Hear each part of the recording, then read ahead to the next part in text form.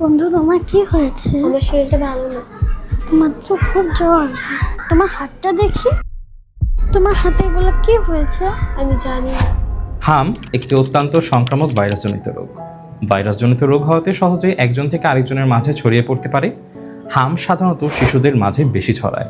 এর লক্ষণগুলো সাধারণ সর্দি জ্বর বা অ্যালার্জির মতন হলেও চিনে রাখা খুবই জরুরি। প্রবল জ্বর থাকা, কাশি হওয়া, নাক দিয়ে পানি পড়া, চোখ লাল হয়ে যাওয়া কিংবা শরীরের কোথাও র্যাশ ওঠা।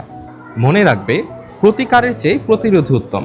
হাম থেকে বাঁচতে হলে কয়েকটি বিষয় খেয়াল রাখলেই চলবে: যথাযথ স্বাস্থ্যবিধি মেনে চলা, স্বাস্থ্য সচেতনতা মেনে চলা এবং আরও কয়েকটি নিয়ম মেনে চললেই তুমি সুস্থ থাকতে পারবে ইনশাআল্লাহ। আর যদি তোমার মধ্যে অসুস্থতার কোনো লক্ষণ পাও, তবে অভিভাবককে জানাবে, শিক্ষককে জানাবে, আইসোলেশনে থাকবে যেন তোমার দ্বারা অন্যজন আক্রান্ত না হয়। ভিটামিন এ এবং ভিটামিন সি সমৃদ্ধ খাবার খাবে, তুমি শীঘ্রই সুস্থ হয়ে যাবে ইনশাআল্লাহ। শরীর সুস্থ রাখা ইবাদতের অংশ, তাই নিজে সচেতন হও এবং অন্যকে সচেতন করো।